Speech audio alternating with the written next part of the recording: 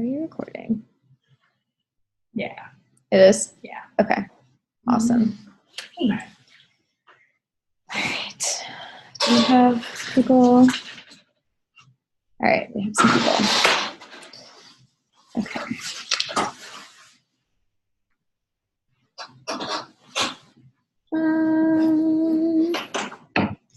Do you have the bios pulled up by chance? Sure. We probably don't need to do next bio. Okay. Yeah.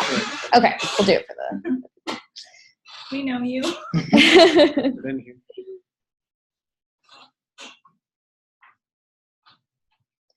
All right. I don't think I'm muted. Hi, everyone. This is Asha. Can you, first of all, can everyone turn on their videos so we can see if you're there? And can you give me a thumbs up if you can hear me? Yay. Okay. Awesome. Perfect. So today is our seminar about travel safety and preparation. And we have a few speakers here today, so we're going to go ahead and get started. Our first speaker is Nick, the former trellis student who came in before. And he will talk to you about his experience with travel preparation and safety. And I'll go ahead and turn it over to you. And you have 15 minutes. All right. We're seeing your study guide. Oh, no. There's shit. Okay. Okay. Whoops. All right. Yeah. And. All right. Well, hello, everyone. Again, I'm Nick. I'm a UC Davis student. And I went to Ghana through the last round of trellis students working on mangoes. And so today is sort of about safety, security. I am by no means an expert on that. In fact, I do pretty stupid stuff a lot of the time. So what I'm going to talk to you today about is more about mentally preparing yourself for some stressful situations and just being as ready as you can before your trip so that you can do as well as you can on the actual project you're going there for. And so starting with the mentally preparing aspect, what you see here on the shared screen is a intersection in Ethiopia. If we just take a look for a second, just to get an idea, that is just chaos. And the general consensus, at least before the meeting started here, was that that's not abnormal to see, and you will be a part of that, most likely, while you are in your country. And one thing that happened to me was that while I was meeting the people that I was supposed to work with and sort of building relationships, I was also in a car in this type of situation with quite a bit of stress, not related to the actual conversation that I was having. And so it's quite a bit of a distraction. And so I think if you can sort of mentally prepare yourself for these types of situations, you can really improve how you do on the project as a whole, because there's much less distraction from just the sort of white noise of new situations and stress. And so if you all will humor me, we will we'll play this again, and we'll pause it, and we will pick a car, and we will all pretend that we are, say, in this van where the mouse is right here. All right? And so while we are all in this van, try and think about the experiences you'll be having as you're traveling through this intersection. Some of the sights, some of the movements that might be occurring. And so we'll just watch this van proceed across the intersection. Okay. Oh, all right. So what happened there? That was actually a pretty calm one. But what happened there? It stopped at least once and very quickly. If you're in the car, you probably have a pretty big jostle. You'd be thrown forward just slightly. It probably would have looked like a couple of cars were going to hit you. And all of this while you're trying to have a conversation. And one other thing I'd like to add is all of these cars at least once will have honked their horn. All of the cars going through the intersection probably honk at least once going through the intersection, if not multiple times. And so just being prepared for that is a good thing mentally. And so that's sort of a very common situation. There'll be other situations, and a lot of them probably less sort of dangerous, but more just uncomfortable. You'll be in new cultural sort of situations, maybe that you haven't been before. So if you can try and think about some conversations you might have. One that I had quite a bit was I'm married, and so people would ask if I'm married, and I'd say yes, and they'd ask if I had children, and I would say no, and that was maybe a little bit odd. And so I sort of had a go-to answer after the first couple times. Well, I've only been married for a couple months. It's just a go-to answer. It sort of killed potential awkwardness or conversations that I didn't want to go into. So just trying to look ahead and see what type of situations you might be in, conversations you might be in, and having sort of not necessarily a prepared answer, but know some things you could say to sort of diffuse any sort of tension around that. Will really help in not only just avoiding awkward situations, but also building relationships with the people you'll have to work with, as far as one awkward conversation can really frame a relationship in a poor light, particularly if it's at the beginning. Can I interject for a second? Do you think that would also be true for something like religion or sexual orientation and just other things to be aware of, like how much you feel comfortable revealing and how that might impact relationships? Yes, I completely agree. And particularly where I went, religion was a very, very large part of life. And so it's just interesting to, you get into, I said that I was a Christian, which is true, but I was certainly not as, it wasn't as big a part of my life as it is to them. But there were times when it was sort of assumed that it was. So personally, if it were me doing this again, I would err on the side of revealing sort of less about my personal life until I sort of know the person or feel comfortable with the situation. But that's my opinion on this, and I'm sure you'll hear other opinions throughout the day. But yeah, certainly you do get very different situations with that. Yeah, so that was the traffic thing I wanted to talk about, and there'll be other things like this. Just walking down the street, we had a conversation before the meeting about crossing the street is just a mind-boggling experience, and so just being careful, sort of thinking about what to expect beforehand, so you're not completely thrown into wild situations. It can be very helpful. The second thing I wanted to talk about was, without going into too much specifics, I would recommend having a solid monetary plan that you've run past your host organization and the people at Trellis here too, just as far as how much money you're going to bring with you versus how much, if there's a way for you to get money while you're there. Personally, there was I did not want to bring all of the money for the lodging with me because I didn't know too much about the situation or where I was going to be. And that actually turned into the single largest cause of stress, was trying to get money for lodging while I was there. It ended up my wife, Western Union, wired me some, which was really a crazy experience. But so it was, there's times when I thought, oh, I'm going to have to sell my computer and I don't know what. So I'm not stuck in Ghana. So there were not ATM machines, or what was the There reason? was an ATM machine in the town that accepted MasterCards, but I had not updated my chip card. So the fact that I didn't have a chip card and it required a chip card was why I couldn't take money out of the ATM. So yeah, I wouldn't rely. I would have multiple backup plans. But the Western Union ended up working quite well. But also, if you talk to your host organization and you ask them, are there ATMs? What do you think? Do you think they would work?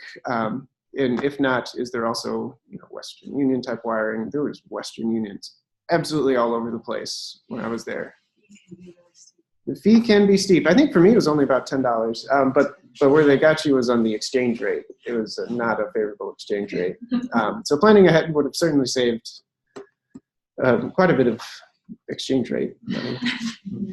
But that's okay. I'm not still in Ghana pretending like I'm just gonna check out in a couple of, so have a solid monetary plan, and don't be afraid to ask your host organization their opinion on sort of the safety of bringing the money with you versus the practicality of getting the money while you're there. You mean bringing money like local currencies or U.S. dollars? What's your sentiment on that matter? I would say it's a pretty good bet that the airport will be able to exchange that for you right at the very beginning. If there are also ways to exchange it at banks and things here ahead of time, or you don't necessarily exchange it as much as order. Yeah. And so ahead of time, if you have a good enough plan and you feel comfortable taking large amounts of money there, traveling, it's sort of beyond my expertise to suggest that at all. But if you plan ahead enough, you can certainly get it here for probably a much better exchange rate than you would get at an airport or through Western Union type money transfers. I would recommend, just so people on Zoom can hear me as well, I would recommend taking money out of ATMs locally. I think you'll get hit by fewer fees that way. Probably bring a couple hundred, maybe $100 or $200 in US cash to keep on you in case of an emergency. But otherwise, like most places in rural areas, you can't pay with cards. So it's a cash only, and you get the best deal if you take out local currency from ATMs when you get there. I also don't know if you might be covering this in your presentation. But yeah, I know ATMs can be a little funky too, and some will only take MasterCard or some will only take Visa. So I think sometimes it's a good idea to have multiple cards that you bring with you in case one doesn't work. Then you have a backup card that you can also use. Yeah.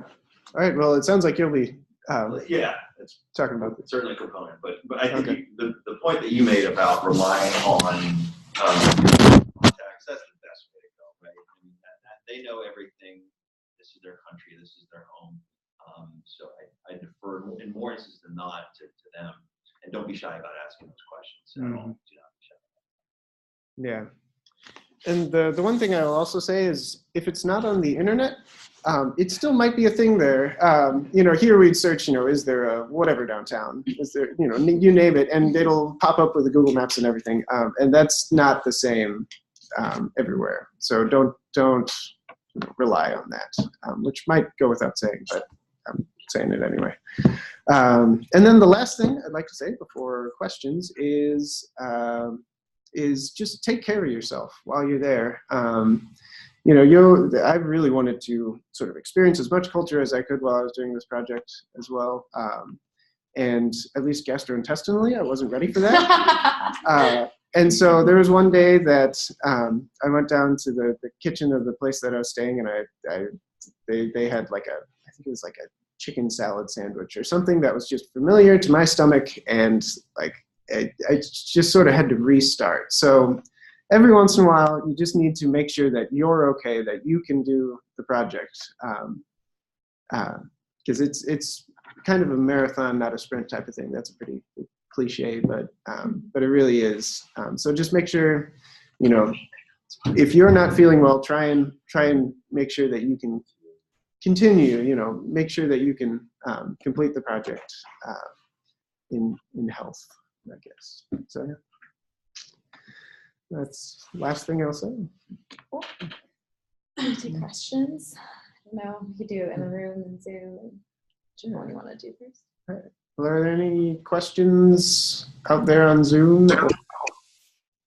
Yes, I do have a question. Okay. So do you think carrying some of the processed food with us from United States would help? Yes. Yes. Pack with you comfort foods that don't take up a lot of space and that are sealed, and then you can, if you're not getting food that you like or that you want, you can just snack on it. Obviously within reason of weight, but it's not a bad idea. Couldn't hurt to bring food with you. Give nothing else. Yeah. Don't bring fresh produce though. You will get it taken away in there.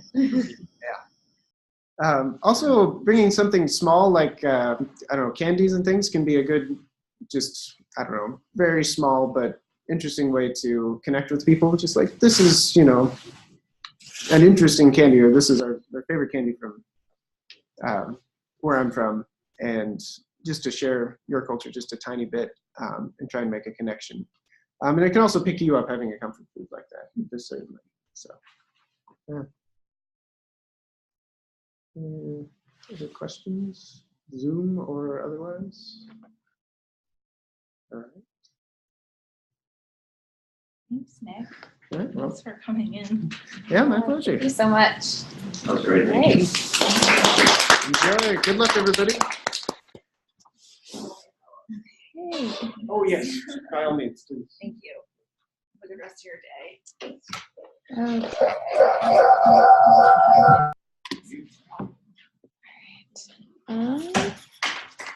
Let me, do you have the bios pulled up in there? I can do it real quick. Okay, awesome. All right, so we're gonna switch the audio over. All right. I'll mute myself. I will unmute. Excellent. And then I think I need to share my screen, right? Yeah. I guess, Mark, maybe you can introduce Yes, yourself. perfect. No, that's easily done. All right, so I'm unmuted. What's the best way to see? Oh yeah. So just want to make sure that everybody can hear. Oh, it's not bothering. Where's everybody's screen? We need to hit that one. The little. Yeah, there we go. There we go. All right. Cool. Well, if anybody can't hear me, I guess send a comment. I will share this PowerPoint. My name is Marik von Rennenkampff. I am the travel security manager here at UC Davis. I actually went to school here many years ago. I'll tell you guys when I graduated. Ancient history now. But after I finished up here at Davis, I was in Washington, D.C. I worked at the Pentagon, at the Department of Defense, and also the State Department. Did quite a bit of travel to some interesting locations during my time. Had a wonderful experience. Did some trips with the White House and the President, which were really a cool experience as well. And I'd like to kind of bring some of that knowledge back and be a resource for everybody that's traveling overseas. I'm very informal. I hate PowerPoint, so we'll see by the format of my PowerPoint that it's very informal. So please feel free to interrupt with questions at any time. Not a lot of time, so I will scoot right ahead. This is not to scare you, but crap happens. Stuff happens. It can happen anywhere. It can happen crossing the street here in Russell Boulevard in Davis, or it can happen overseas. And this is just a reminder of what has happened and what can happen. UC Davis, obviously, we had a very tragic incident a couple of years ago in Ethiopia. Ethiopia currently is experiencing quite a bit of civil unrest, so I'm certainly concerned for our travelers because we have quite a few people that travel, not just with Trellis, but just across the board. So something to keep in mind. It's a little sobering, but things do happen. So preparedness is the key. And I put up this random picture from Google Earth because I want all of you to do your homework before you go. Look at the topography. Look at the map. You're going to be in the middle of nowhere. Great. Look at the map. Where are the hills? What are you walking into? Where are you going to be? Where's the closest hospital? If you're out in the middle of nowhere, how long is it going to take for an ambulance to come and get you? Vary your routes. Be unpredictable. Know what your routes are going to be. If you're in the middle of nowhere, that's a little more difficult. If you're in an urban environment, that's a little easier, but something to think about. On the prep side, know when you're traveling, know when your passport is expiring. Most countries require 6 months beyond your travel date for your passport to be valid. Get on top of those visas if they're required. Immunizations. I'll show you guys in a second the CDC website, which is a phenomenal resource. Know what immunizations you need, which ones you have, and get on that. Be proactive. Don't let that lag. Again, just going back, know where the embassy is, know where the nearest consulate, if that's the case, is. Know where the phone number for the local police department and your ambulance service. Know where your local rural hospital is. What level of care do they provide? Do that homework on the front end, so if something does happen, you're not scrambling. It's well worth the investment. And you learn something about your culture, your your community, your culture, and your destination. What I do, it sounds crazy, but if I have the time, if I go to a country, I will drive by the local police station or the embassy just to see where the entrances and exits are. If I need to get there in a hurry, I know exactly where I'm going. You probably won't have that time, but just it's a kind of a thought process, right? This is getting into the prep mode, being prepared before the crap hits the proverbial fan. Question. Yeah, please. Can I go to the U.S. Embassy even though I'm not American? Generally, the answer is they will not help me. I would look up what's your national Mexico. Yep, I would refer, even though you're with the U.S. program. That's a very good question. I would refer you to the embassy of your nationality. Yeah, that's a very good question. Thank you. Just to follow up on that. All right, I love this. I found this on Google. Blend in. Do your best. This kid is obviously not doing a very good job of that. But yeah, what are the locals wearing? What's the weather like? What do they wear in certain weather? And this gets into, I mean, I've been in India in the middle of a heat wave.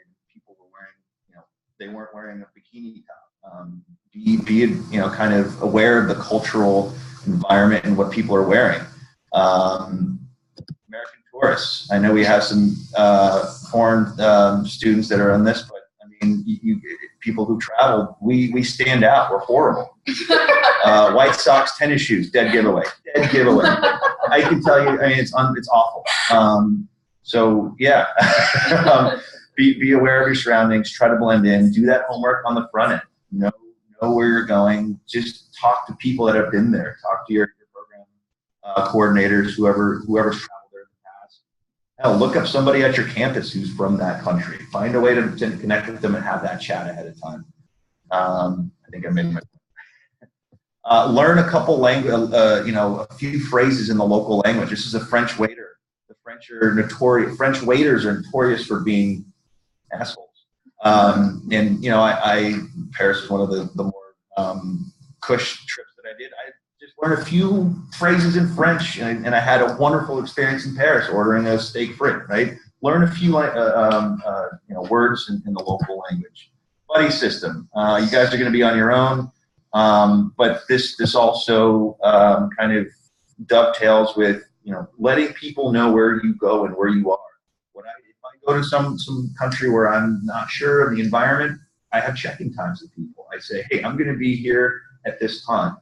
And if you don't check in at a certain time as agreed upon, have a protocol. What's your protocol? How does that escalate? If you didn't check in, who calls whom? What happens? What's next? And trust me, it's well worth the investment in the time to set that up. Don't be embarrassed. I would do it. Yes. Is that checking in with your local contacts or people at home? You can, anything. That's up to you, right? I would recommend having something in place, right? A weekly check-in with mom and dad or your brother or somebody here, your PI, whoever, right? Or with your local. I mean, your local contact's the best way to go. You don't have to go internationally in case you have technical difficulties. You can only contact people locally. So I would work in something with the locals. That's just me. Both. Be redundant. Have backup plans for everything that you do. This is what kills me. Anybody see what's wrong here? Anybody? I know, obvious, right? This kills me. This is kind of a broader point of situational awareness. Don't do this, guys. I don't care if you do it here, walk it. I do care, but here today, this is one thing, right? In a country you don't know the traffic patterns, the flows of this or that. You don't know the language. You don't know who's out to get you. Whatever you want to call it. Don't be these people, please. Just do it for me, if nothing else. All right. Situational awareness is critical, right? If you walk into a building, where's the exit? How are you going to get out of emergency, right? If you go in a restaurant, you can get a table with the view of the door, right? No, just pre-plan this ahead of time. This is all kind of thinking in a different, proactive way. But please don't text me. Here's case in point.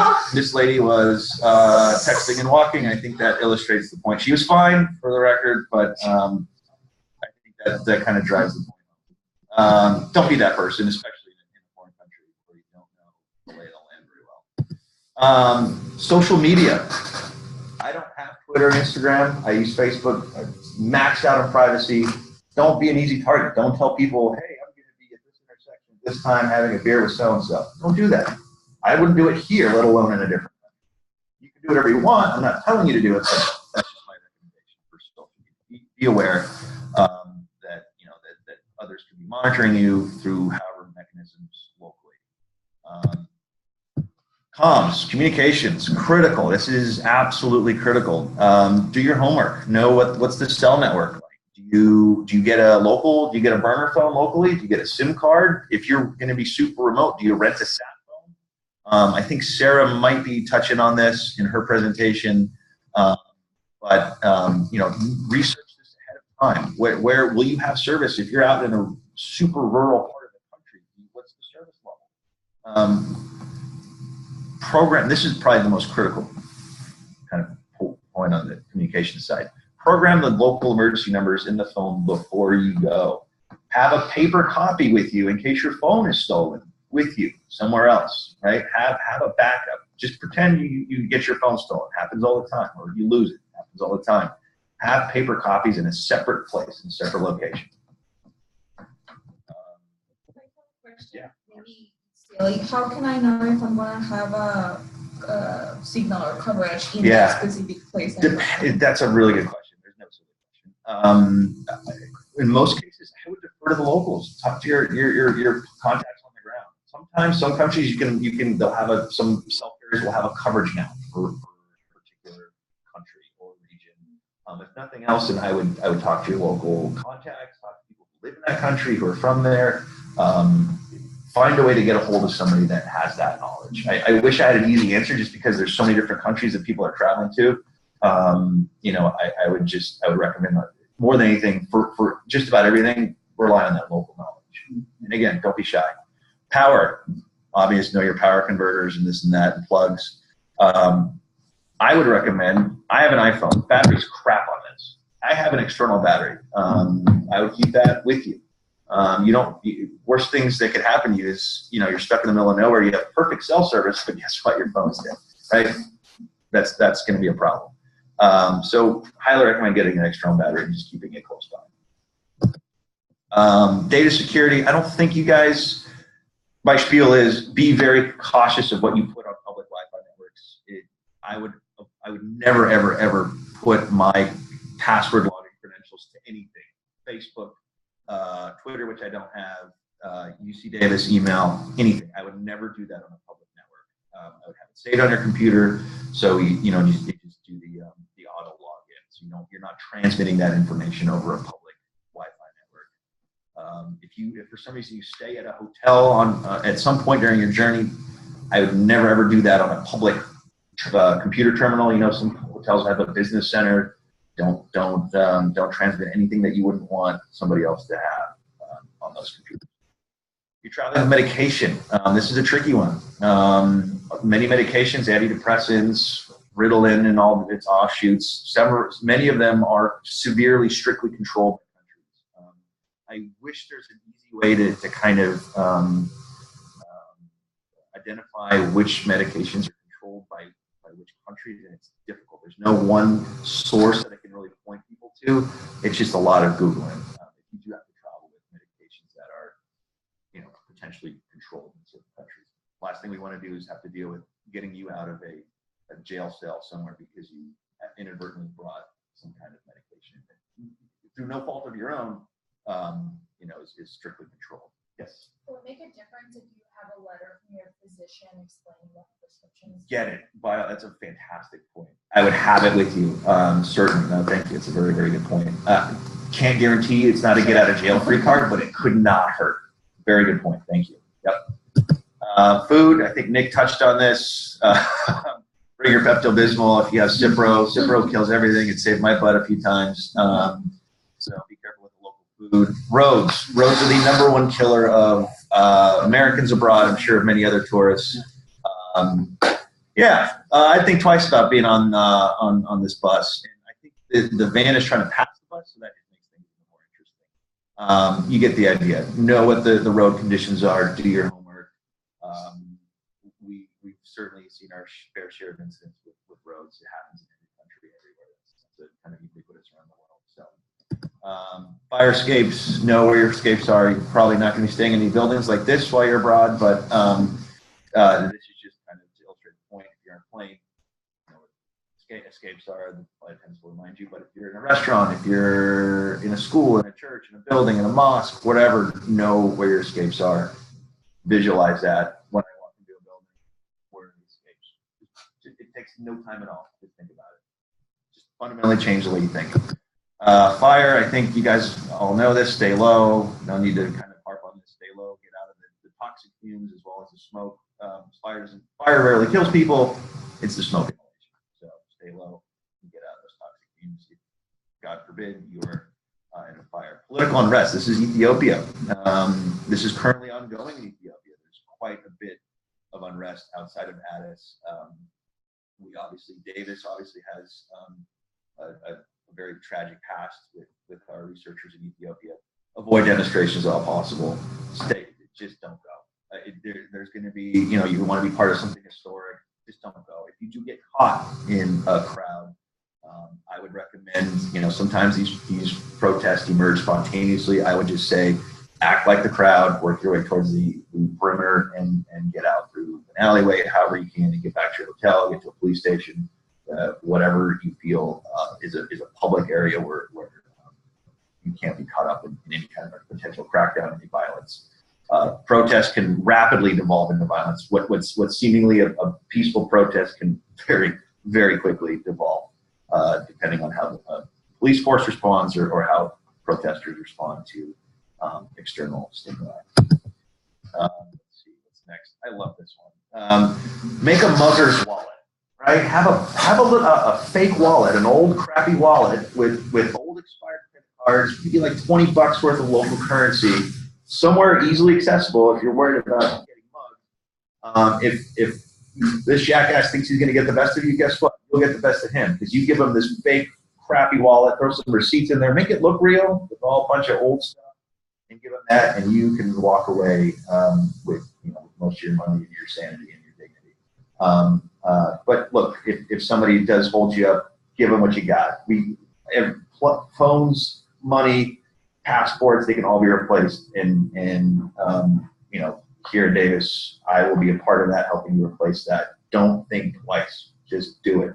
All right. We don't want you to be in a situation where you might put yourself in danger or somebody else injures you or worse.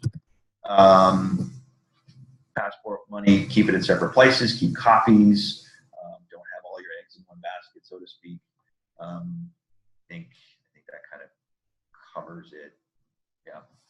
But copies are a wonderful thing to have. Sometimes in a pinch, I'll just take a picture on my phone and have a picture of my passport. But a paper copy is always a good idea. We talked about money. ATMs can be very sketchy abroad. No, again, this is where you more than anything rely on your local contact. Hey, I need to pull out some money. What do I do? Where do I go? Where can I get money? Local currency. All right, just to get into some really fun stuff here. Cover versus concealment. If somebody were shooting at you, where would you want to be? Behind the door or behind the big brick wall? There you go. All right, so keep that in mind. Hollywood. Hollywood teaches us that car doors are bulletproof. These are not entry, these are exit impacts from rounds going through a vehicle. So don't think for a second that you're safe behind a car door. Just to illustrate the point, right? Rounds go right through the door. Here's an example of a street. I see quite a bit of cover here. You see the big pile of gravel and the big pile of bricks. If somebody starts shooting and that's all you have in front of you, you move your butt behind that pile of gravel and you keep moving. Rule of thumb, if somebody starts shooting, I do a count of 3. From moving from one place to another, I would say, 1, I'm up, he sees me, I'm down. Very simple. You want to move quickly and deliberately, but you want to move from cover to cover. Just running down the street makes you a target. See that guy in the scooter there on the right? He's a target. That's easy, right? So you want to move from cover to cover on a 3-second, 4-second count if you can. Ideal situation. But if you had to get behind a car, anybody want to guess where the safest place? If the car was the only option, where's the safest place to seek cover and or concealment. Any thoughts? Engine block, and then the wheel as a last resort. Engine block. Create an angle. If you have enough wherewithal and you're with it, you know roughly where these rounds are coming from. Create an angle for you to get so that the rounds would have to go through that engine block before they get to you. All right, explosions. We're getting real fun here. Does anybody notice anything about the explosion here? What's happening? Which direction is it going? It's going straight up. Straight up. If you were lying down pretty close to that, fully flat, you'd have a hell of an earache, but you might be okay. Explosions generally go up, so keep that in mind. Not to scare anybody, but hey, couldn't hurt. And this is really kind of dramatic, but I think it's helpful. It's very quick to run through this. If, God forbid, you are taken hostage, kidnapped, stay calm. I know that's impossible, but try your hardest. I think the biggest kind of advice that I would have, and I think it says it on there, maintain your dignity, right? Don't lose it if you can avoid it. Remember your surroundings. Just remember everything you possibly can, and know that you have a robust, a significant support network that is working hard to get you out of that situation. This also kind of dovetails with the blend-in situation. Americans, Westerners are perceived to be wealthy. I would avoid that perception at all costs in the way you carry yourself and the way you dress. Yeah, I think we can leave it at that. This is one of my favorite slides. Be a hard target. Make it difficult for somebody to get to you, to rob you, to do anything that could negatively affect you. Traveling in groups if you can. Do your homework. That's the most important part. Maybe if there's one thing I'll get across is do your homework, right? Know what you're getting yourself into. Plan ahead. Know what your reaction, your response is in any given situation. Avoid hazards. If that protest is forming, wow, what's going on over there? What's happening over there? Just don't put yourself in that situation. The best way to avoid a situation is to not put yourself into that situation. Never sets a pattern. I think I've talked about that. Vary your routes. If you get up at 8 one morning, get up at 7:30 and go a different way the next day. Yeah.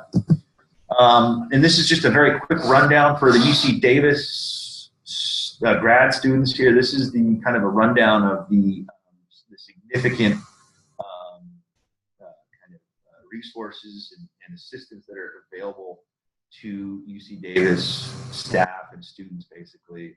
But it boils down to emergency medical services. Generally, they don't reimburse for routine medical care. So this is like, hey, this is emergency stuff. This is out of the ordinary. Help with emergency cash withdrawals if it gets really, really bad. Getting you to an embassy or consulate. Foreign exchange. You lose your passport. They can help with that. Legal assistance. They can provide you with a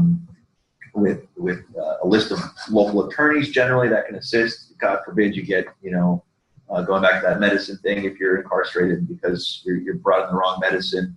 And the worst, and hopefully we never have to use this, but it's a security or medical evacuation that's literally coming in and extracting you from whatever country you're in, repatriating you, bringing you back home to whatever your host country is, or your home country. Tons of information. I know what I would recommend is going to the Global Affairs Travel Resources webpage. If you want to start your homework, that's where you start your homework. Tons of resources. It's just globalaffairs.ucdavis.edu/travel. Everything that I've talked about will have a link on it to get some more information. There's also a travel checklist which we put together. Which it's not going to cover everything, but I think it's a step in the right direction in terms of getting people thinking in a proactive and pro-preparedness way. And then last, how am I doing on time here? A little bit, okay. What I'd like to do, just very briefly on the homework side, State Department, CDC are great resources. I know Sarah's going to talk, or I know her slides kind of have some shots of the World Food Traveler, so I'll defer to her on those. But just briefly, I I will show some of these resources. Let's say, I'm going to type in Mexico, not because you're next to me, but just because the State Department did a very good job of doing this website here. Can everybody see this, or do I need to reshare this? Do I need to reshare this screen specifically, or? Yeah. Okay. Right now we can only see that. Gotcha. There. Stop share. Share. Oh, was there a new? Sorry, I missed it. Share screen. Here we go. Excellent. So what the State Department did with Mexico, I think, is fantastic. Not all countries have this, but this is a kind of a good start to their process. So they give every country an overall rating, which is on the right-hand side here, 1 through 4. We can't see that very well because we have some windows in the way, but 1 is exercise normal precautions, exercise enhanced precautions, reconsider travel. 4 is do not travel. Please don't travel, of course. And then for Mexico, you got a really good readout of what the State Department's primary concerns are in the country, but they also do a really good job of doing it by region. So they actually kind of narrowed it down. There's a nuanced approach to every state in Mexico that has quite a bit of detail. So start there. I would also highly recommend the UK Foreign and Commonwealth Office, the FCO. Outstanding travel prep website that is very similar to this, but it's a great complement to the State Department's resources. So highly recommend those two. And then for health, I know Sarah's going to get into health quite a bit, but I would just, on the prep side, I would point people to the CDC's travel website. I'm just going to type in Brazil because I know they have some stuff going on right now. So this is Travelers Health, the CDC website. And then you type in your country, you hit go down here. Brazil's dealing with a pretty significant yellow fever outbreak. So you get vaccinations at the top here, and then some additional information. But down here, if there's an active health alert for a particular country, it's going to be down this health notices section. So we see yellow fever and malaria going on in Brazil right now. I think that's pretty much it. That was a lot of information, kind of like taking a drink from a fire hose. But I think I hopefully I got my points across. Love to take some questions if there are any, and if not, I'd be happy to turn it over to Sarah. Yeah, of course. Slightly paranoid. That was not the intention at all. Obviously, that was not the intention. I have a question. We're not trying to scare anybody, but as I said, stuff happens.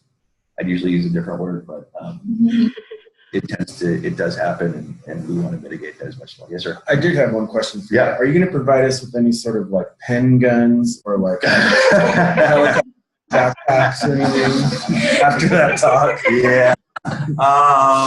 Well, I don't think it's in the budget currently, okay. But I wish I could. Boy, yeah, that would be cool. Yeah, exactly. Yeah. Again, the point's not to scare people, but just out of a certain mindset and to enter a different one.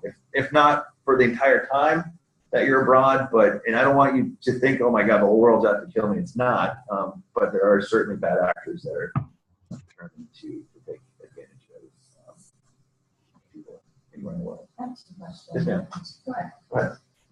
Sometimes I work for a fellowship program, and we have students that are doing it summer, kind of not enrolled or in absentia, so they have to do travel insurance. Do you see, or do you make recommendations about who to go with, or if they have to purchase travel insurance outside of that? Yeah. That's my first question. And the second one, you say you get involved sometimes if people lose all their stuff.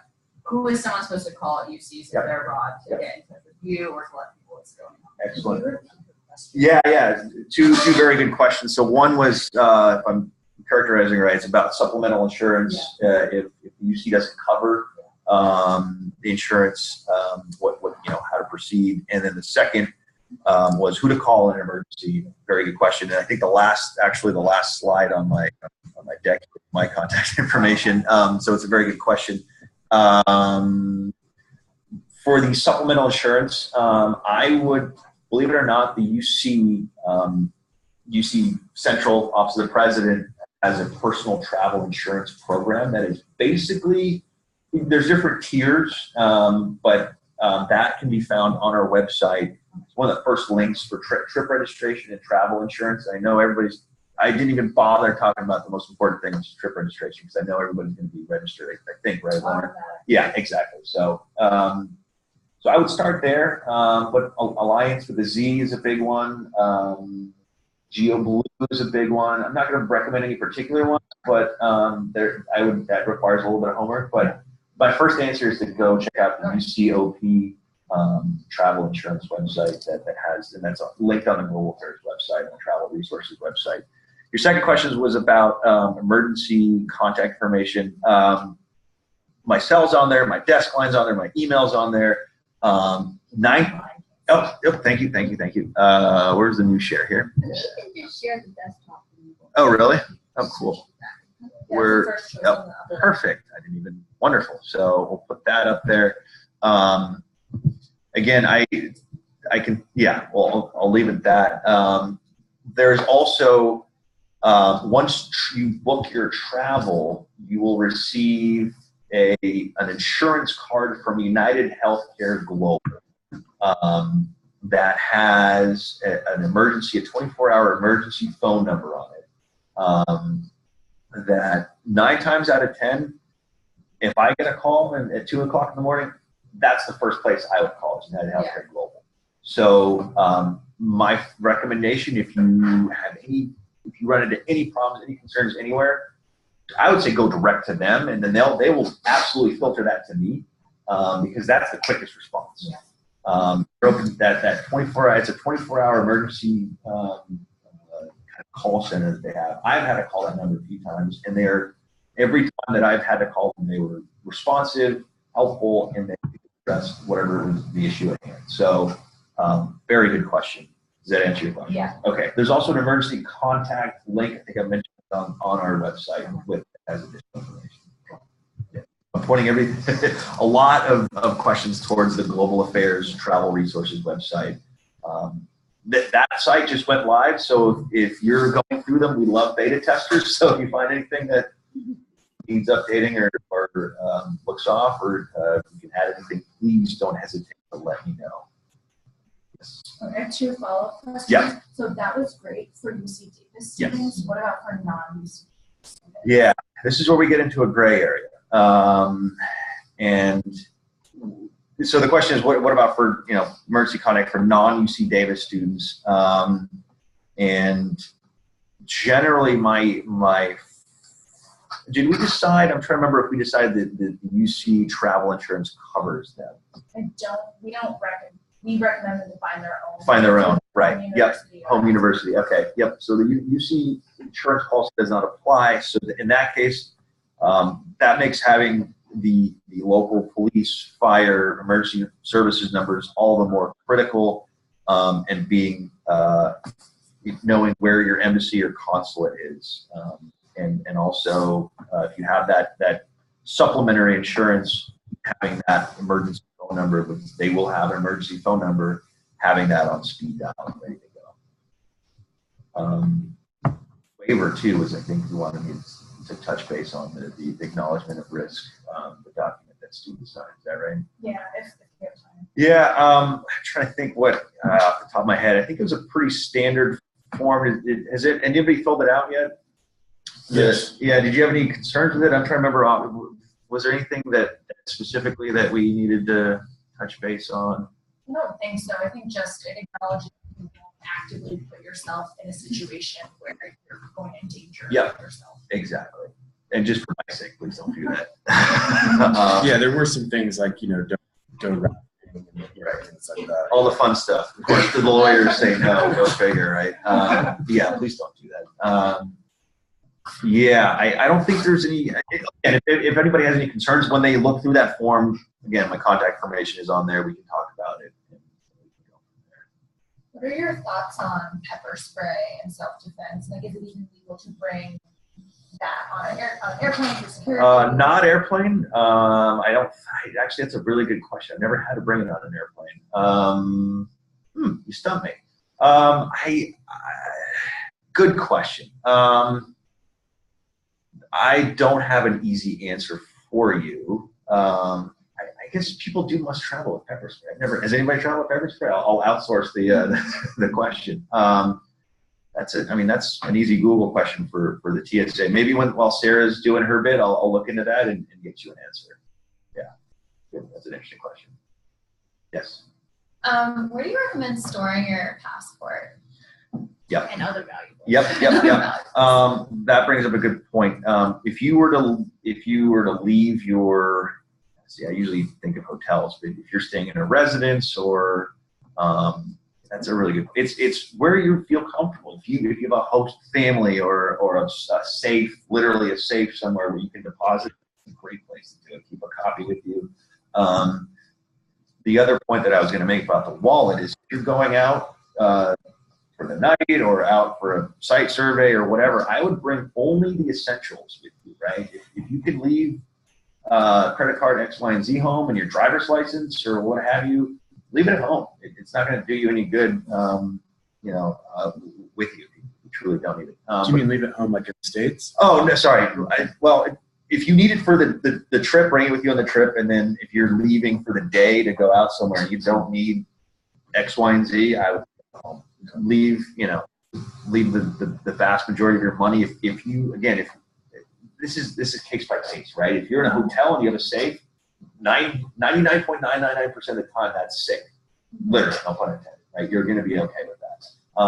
If you're staying with in a youth hostel, different story, right? This is discretion. This is use your judgment, which is appropriate.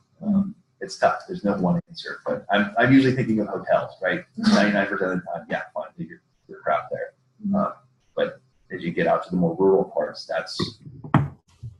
Do you generally travel with your passport on you, or you leave it and take a copy only? Depends on the country. Yeah, 90 times out of 10, I'll have a paper copy and a picture on my phone.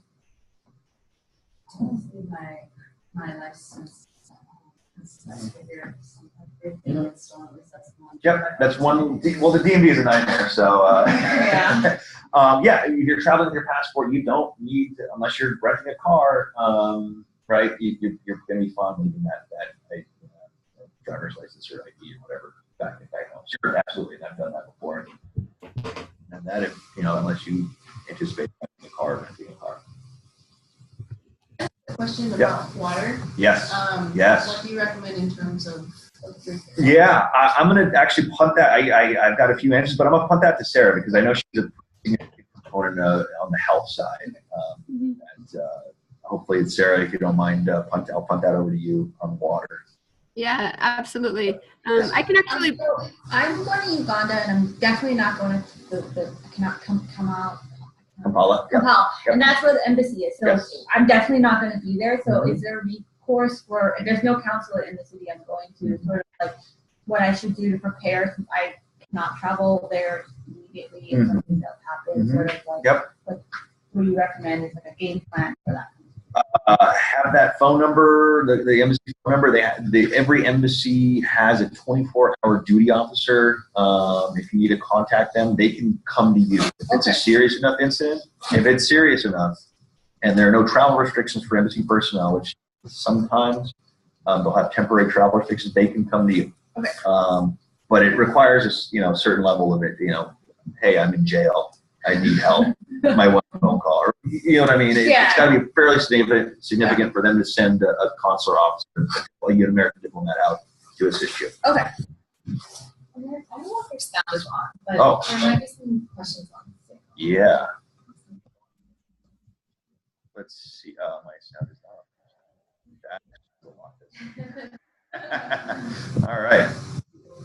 Anybody out there have any questions? Krishna unmuted himself. Krishna, do you have a question over there?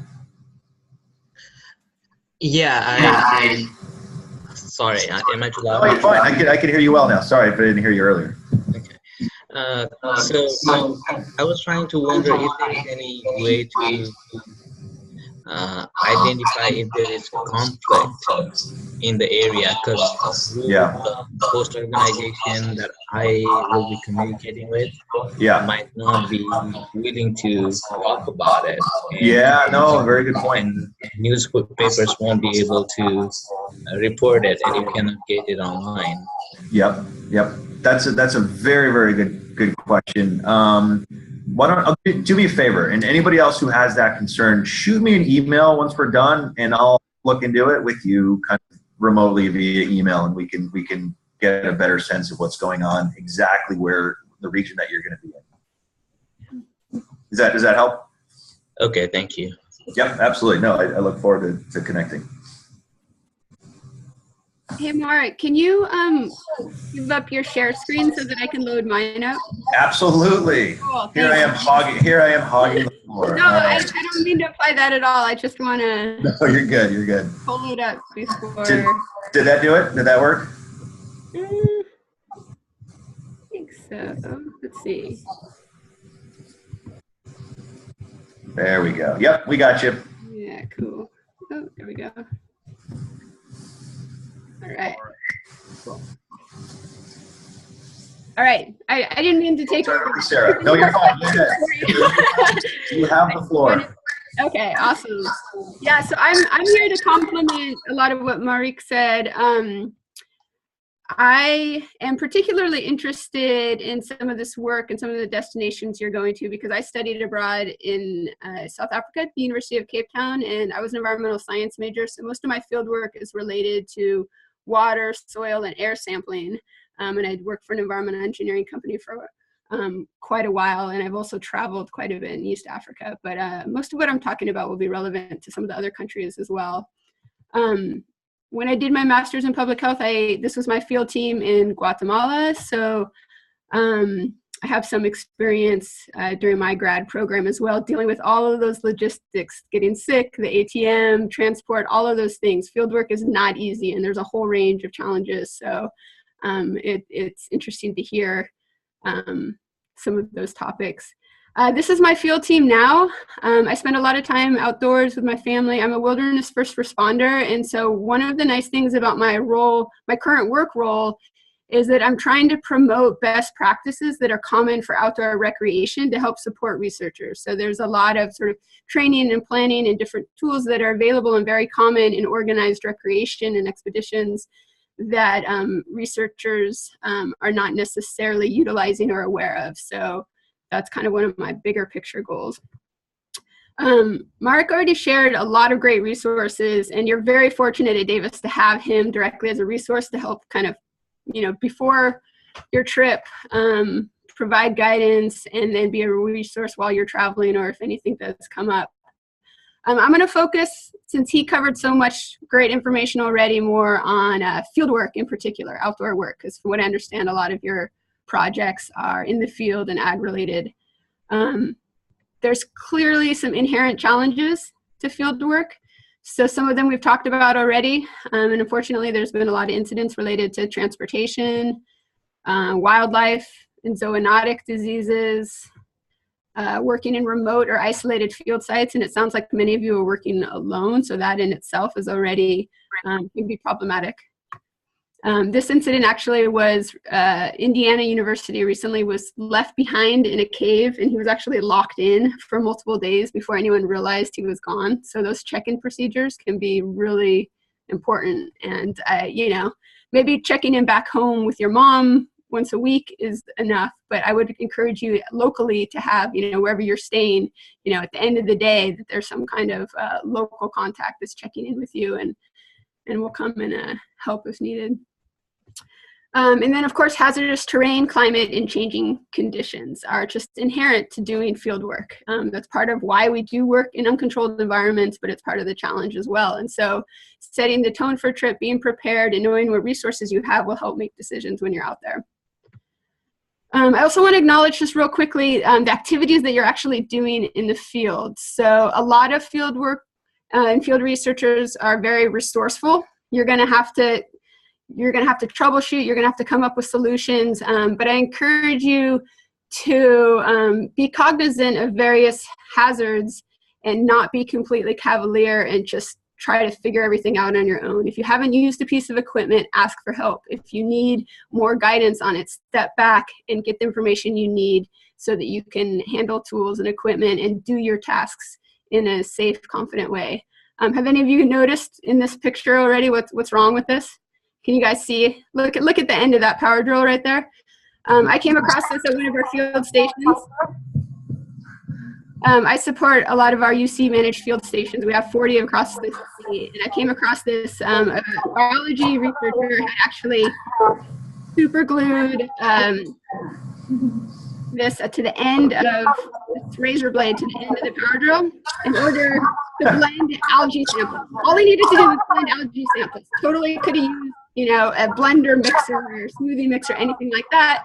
But he was being kind of awesomely forceful here, really a misuse of the tool and could be very hazardous. And so I just think it highlights, a very critical thing we see in the field, that people are using tools for the wrong thing and kind of set themselves up to have sort of really scary situations you wouldn't really see in the lab.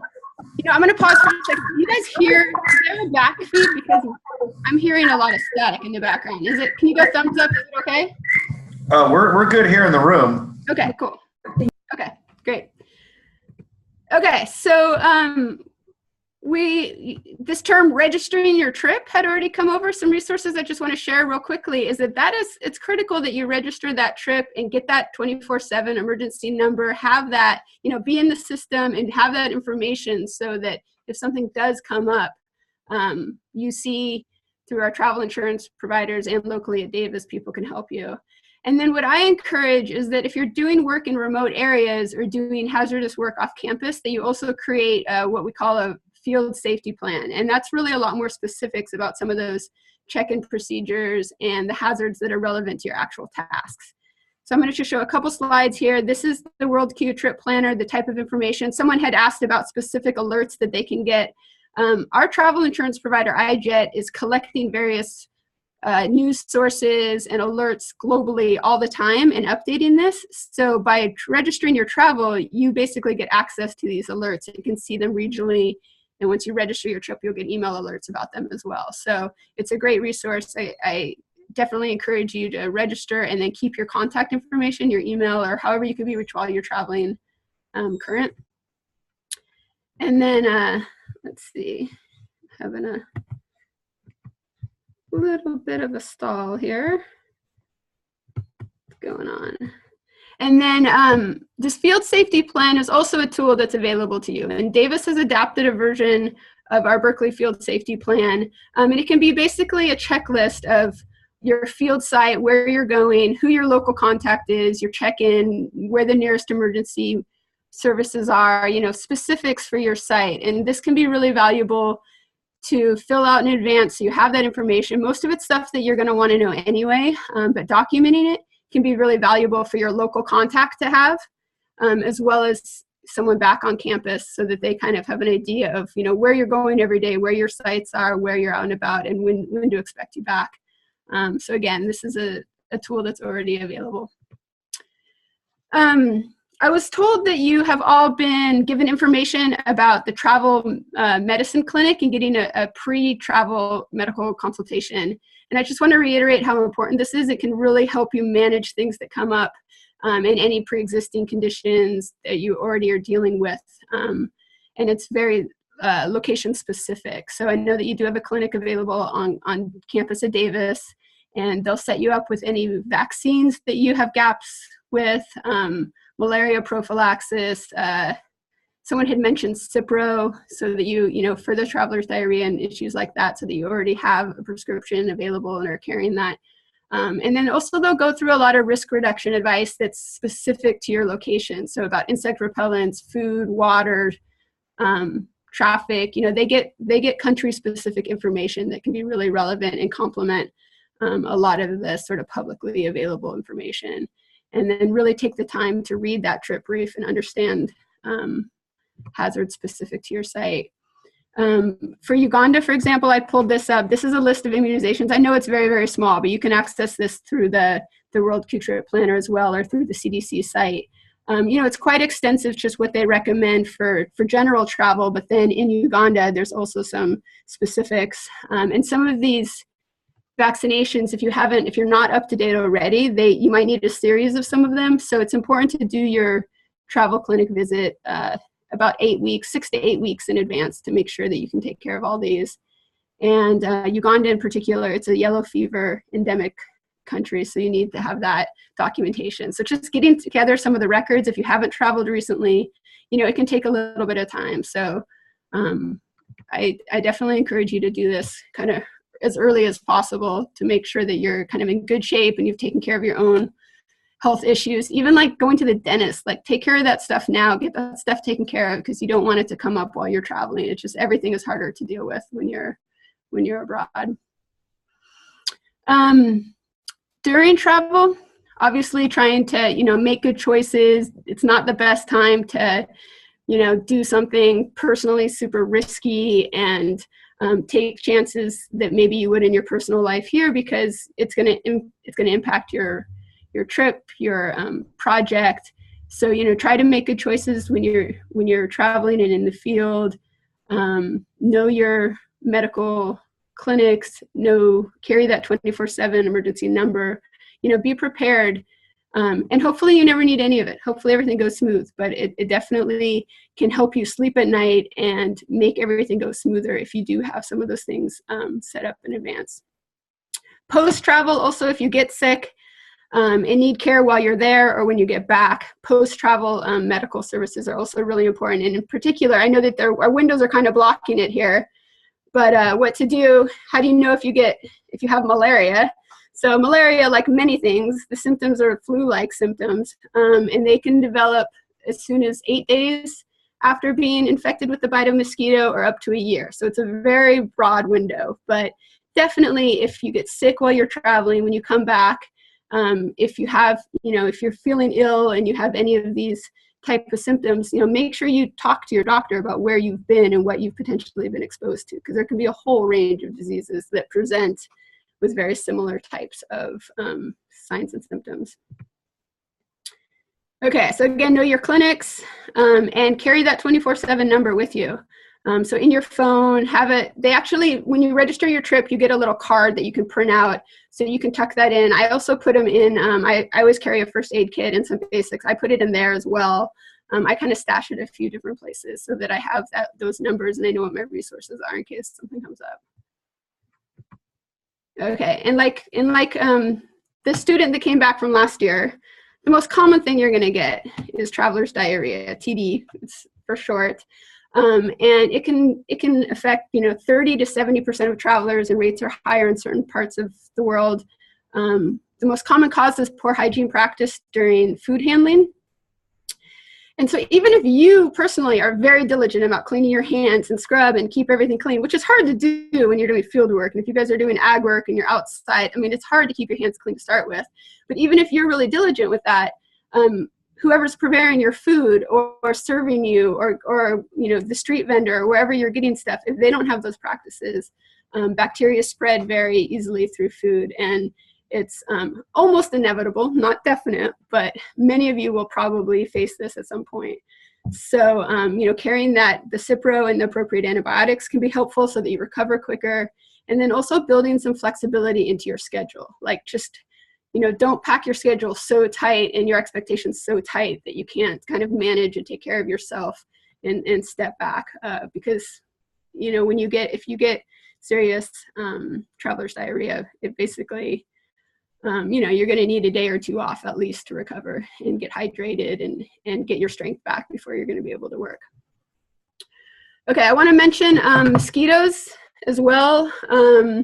So anything that can hold water for a few days can breed mosquitoes. So wherever your housing is, if you're staying with a local family or wherever you're staying, if they have standing water around, a lot of mosquitoes don't venture out very far, but they're all a source of mosquitoes breeding. Try to use insect repellent, wear long pants and clothes. If they have windows and doors with screens, that'll help at night. I'm doubtful that many of you will have air conditioning, but if that's a luxury you have, that's great. And again, if you get sick when you come back, tell your doctor, what you potentially were exposed to, that you may have been bitten. The types of mosquitoes and their behavior and biting patterns can differ. And a lot of the Aedes mosquitoes that carry like Zika, dengue, chikungunya, and also are the carrier for yellow fever, they're generally day biters. So they're ones that, when you're working outdoors, you may get bitten during the day. And then the carriers for West Nile virus, as well as malaria, they tend to be, they typically bite at dusk and at nighttime. So that's why your sleeping arrangement and whether you have screens or netting or anything like that over your bed make a big difference, because they tend to bite at nighttime. So knowing some of that can help you prepare. Okay, so I did mention I have been to Uganda before, and one of my biggest memories was really heavy rain and a lot of mud. I remember this one day where I literally was like tromping around in flip-flops in conditions like this. So I highly recommend that you wear something more substantial than flip-flops if this is sort of the scene that you need to navigate to get to your work site or where you're going to be spending time. And then let me see, how are we doing on time? I want to go through a few scenarios real quickly. It's pretty impossible to predict all the things that could come up when you're in the field. And I think that the speakers before have done a great job of kind of going through some good practices. I want to share a few scenarios from incidents that have happened from various researchers and kind of highlight some good practices to help sort of deal with this type of situation. So it's obviously easier to do this in a work group in person where we can kind of do it in conversation, but I think there's still some value in it. So this one, let's see. A research partner insists on jogging alone early in the morning in a small foreign town. She hasn't been eating much and seems despondent. It's impacting your project and you're worried about her. What do you do and what resources may be useful? So from what I understand, a lot of you are working alone, but clearly there are sort of pre-existing medical conditions, sometimes eating disorders, sometimes all kinds of various things that people are dealing with and managing at home. And they have normal resources to deal with those. And unfortunately, a lot of times those can be exacerbated when they're in the field. And so a lot of the common sort of incidents that we hear about and reasons that people have to come back early are often not at all related to what their work is, but just other issues that they haven't been able to kind of manage or cope with. And I think this highlights that. And so again, the situational awareness, your normal routines may be unrealistic. I mean, some people are fanatical about their workout routines and their food. And I think by going on a project like this, you're accepting that you're going to need to be a bit more flexible and you might not be able to do and meet those same types of norms. And then also there's a gray area between work and personal time. And a lot of injuries, a lot of incidents, health issues, and sort of crises that arise are actually happening more on personal time, and there's less of a boundary there. So again, knowing your campus resources, setting the tone for a safe trip. You guys are doing that already by hosting this seminar and talking about it and sharing resources.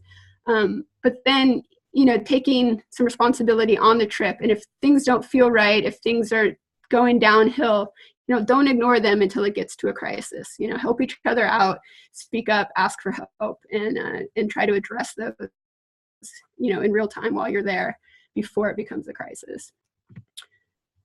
Okay, another scenario. So a group of 4 survey large area of ag land. You have to split up to cover more ground. It's isolated. It's getting hot out. How will you check on each other? Self-service is unreliable. So it sounds to me like you'll be working with various local hosts and be collaborating with other people. So this could be a realistic situation. And again, those check-in procedures are just really important. So again, the buddy system, checking in on each other, establishing meetup times and locations are especially important if you're working alone, because you shouldn't be out for days at a time without ever having any kind of interaction or check-in with someone. And most likely this could be, your local host or whoever you're interacting with on a regular basis. But it's important to have these and for the person to understand that if you don't show up, like what the next step should be. And that's why that field safety plan and knowing where you are and where you're up to can be helpful. If you are going to be somewhere where cell coverage is unreliable, there are other options such as field radios and satellite devices. In general, in Africa, they have excellent cell phone reception and very limited landline service. So it may not be a problem in areas that you're working, but elsewhere, if cell phone coverage is unreliable, it's definitely worth considering some of these other options. And we've been supporting through the field safety program InReach devices, which are kind of like these ones up here. They allow texting via satellite, and I know that Davis Environment, Health, and Safety has invested in some of those and has some loaners available. So if it's something that you're concerned about that you're not having reliable communications, talk to Marik or I about it, and we can see if we can help. Or there are also agencies or groups where you can rent sat phones from. So there certainly are technological options out there. All right, and two more. Let's see. This one, I'm a huge advocate for first aid training and just, being prepared for different injuries and things that happen commonly when you're working outdoors. And I think that this is just a really common type of scenario that comes up a lot. You're working at a field site in the tropics. You gash your foot on some rocks and it's bleeding. What do you do and what are your concerns? Okay, so pretty realistic scenario, especially if you're walking around in flip-flops or you don't have good boots on. The first thing with anything bleeding, you want to stop the bleeding. You want to put pressure on it. You want to stop the bleeding, preferably with something that's clean. And then when the bleeding stops, clean the wound and apply clean dressing, first aid, and wrap it up. The problem in the tropics, for many of us that are not used to living in the tropics, that live in California where it's very dry, is that when the air is very humid and it's wet, things don't dry out. And very simple wounds can become infected, and you can have a lot of problems if they're not cleaned properly and dirt gets into them and they're not disinfected. Then it can sort of quickly grow into an infected wound, and you could start to have systemic problems and get fevers, and then this small little gash becomes more of a medical emergency.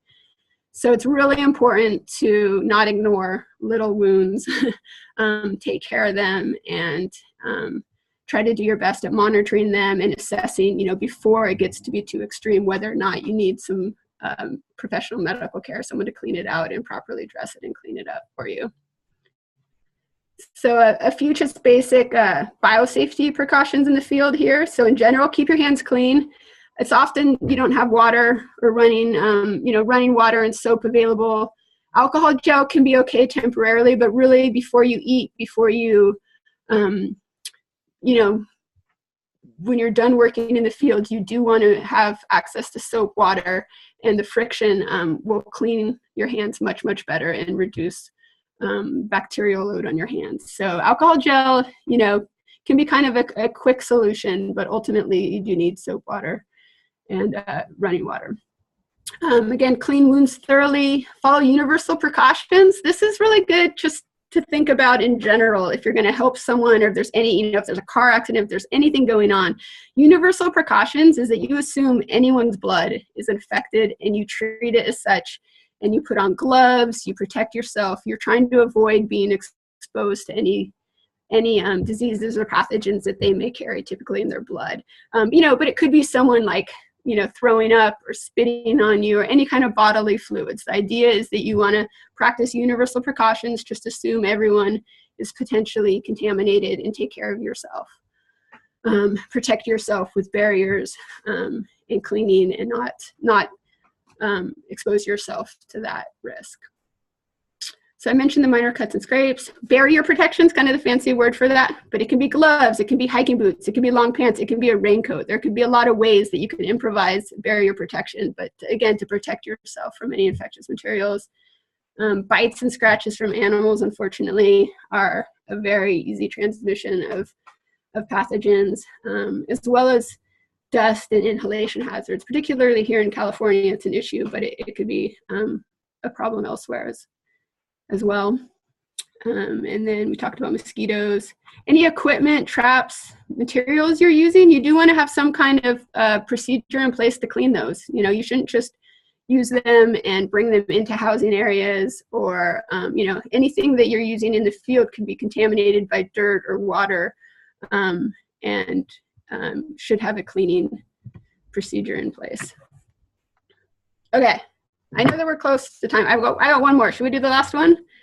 You guys okay? Yeah? Okay. So last one, again, an environmental condition here.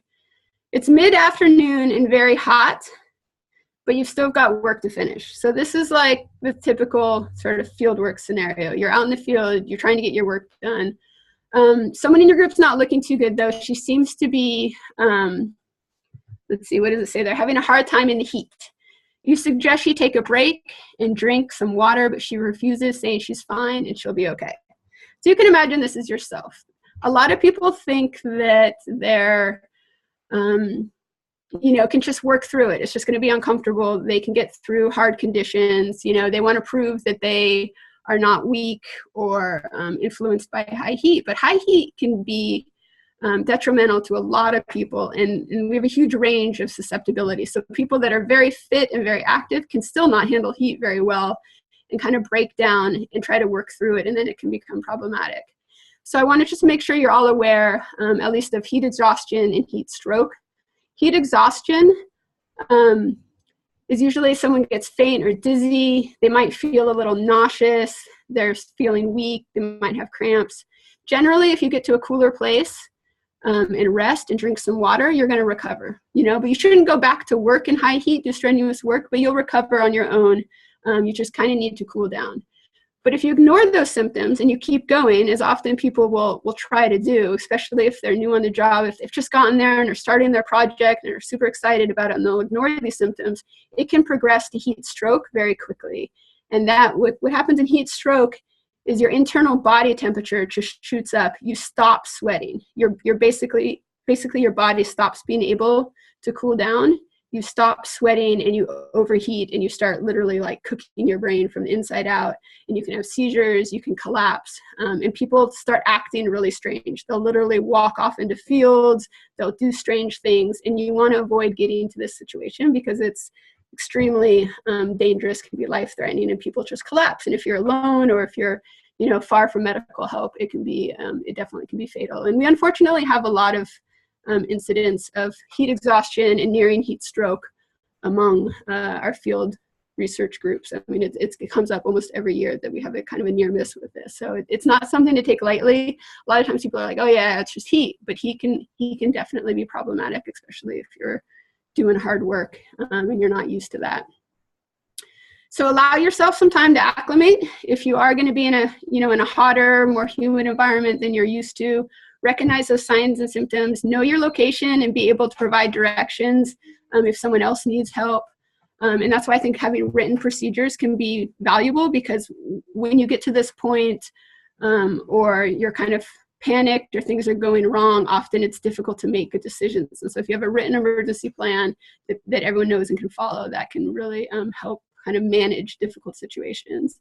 And then the last point I'll leave you with is people often underestimate how much water they need when they're doing strenuous work in the field. So in high heat, which is typically considered above 95 degrees, and it could be lower if it's humid, there's a lot more stress on your body.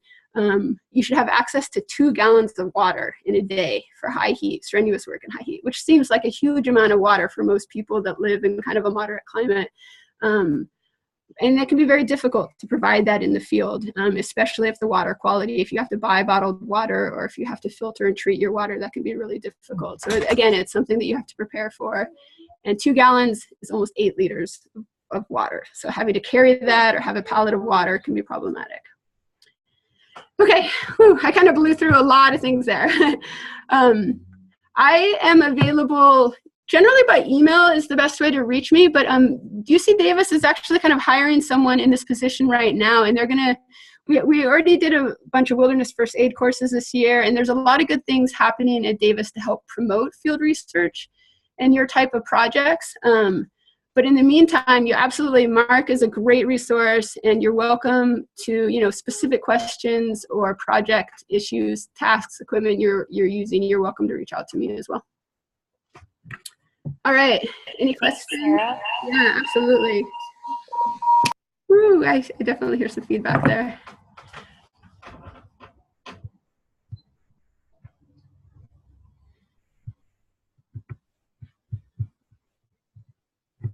So I have a question. Yes, absolutely. How was your experience with the weather pattern in Uganda? Because I'm going to Uganda, so. Yeah.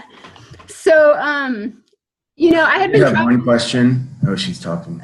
Oh, I had been traveling for a few weeks in East Africa. More arid.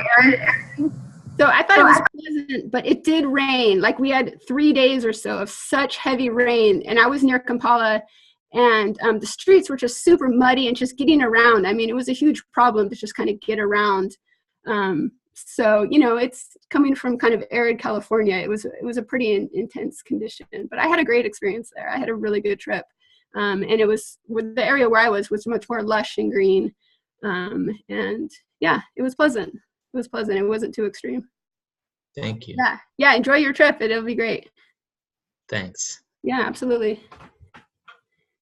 I actually have to say, when I was there, Kampala felt like a very functional city. Like it was I have spent time in Joburg and Nairobi and other places. And to me, Kampala had a very different feel to it. I mean, granted, it's been a while since I was there. And you know, definitely you want to get up-to-date information, but it was definitely an enjoyable trip. And yeah, I think it'll be a great place to visit. All right. Did we answer the water question? Because I know the water gets tricky. And if you don't have good local sources of water, I mean, you're going to rely on bottled water and have to, you know, hope that the bottled water that's available is good quality as well. I mean, there can be expense, you know, the expense kind of adds up. In general, if you're treating water here in California, we tend to just filter water from the backcountry because we're more concerned about like giardia and parasites. But in Africa, I would definitely be concerned about viruses because there's a lot just more like human fecal waste. And so just bringing your backcountry filter that you use maybe here in the Sierras is not going to be sufficient.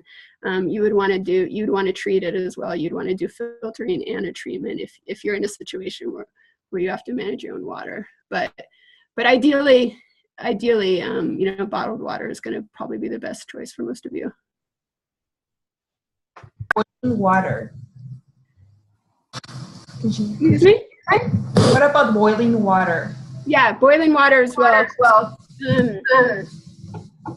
Yeah, I'm gonna do it at least over a minute. I try to boil it for closer to 2 minutes. But again, you want it to be pretty good quality water. If it's murky and gross, you might want to filter it first and then do the boiling. So sometimes those two methods of disinfection can be important, because if there's chunks in it, if it's, you know, kind of soupy, muddy water, the boiling's not necessarily going to be effective and have contact with all the potential pathogens like in chunks. So filtering first and then boiling or chemical disinfection is a good option. Another question as well. So what if our organization is able to trust drinking the water, but we have heard otherwise? Is it insulting to filter in front of them or anything? Yeah. Somebody is welcome to speak up. I know that when I was in Guatemala, I lived with a local family and we ended up eating their food, and I mean, we did all get sick, and it was a very difficult, sensitive situation. And they ate a lot of soup, and so at first I was like, oh great, it's soup, it's hot, like that's a good thing, right? But then I realized that the last step before they served the soup, they were pouring in cold water to the bowl that wasn't treated to cool it down so that you could eat it. And I didn't realize that at first, and then when I saw it, I was like, oh no, you know, that water clearly hadn't been boiled. So I think, you know, you have to make the best decisions you can. There's no right answer. But clearly, like all infection, it's kind of a game of chance, and practices like that.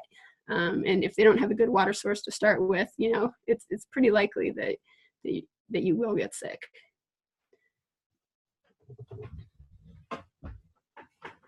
Does anyone that's been there before or been in some of those situations have specific guidance with the water in the communities that you're at? Have people reported back sort of what their solution was? I have a quick water thought. Can you hear me? Yeah, I know I can. Oh, okay. I've had good luck with the Steri pen, which is a UV light. Expensive, and I'm happy to send the link out, but if students think they're going to travel a lot more in the developing world in the future, it might be a good investment to have. And that's like almost 99.9% effective at killing all viruses and protozoa, etc. It works on viruses? Yeah, you don't have to your water, but it like kills giardia and like, yeah. So lab drugs are a really cheap option. I think they're 20, 30 bucks. No, that's a good one to take with you. Yeah, I think Steripens are a really good option. Again, you might need to filter first, depending on the quality of the water. But yeah, absolutely, that could be a good choice. Take your time. They definitely don't have the Sometimes they don't put it on the someone updated after we print out the calendar. I had a quick question for you. I had a non-water related question for you. Was you showed the map. You said register your trip, and you had the map, which showed some of the risks and stuff. Was that the World Q? Mm-hmm. Okay, I just wanted to make sure. Yeah. So you'll get access to that. I'm sorry, I'm hearing feedback. When you register your trip, you'll get an email confirmation with a trip brief for your location, and that's basically pulling from that information. And then they have your email, so if there's any alerts that are issued once you're traveling, you'll get those alerts as an email.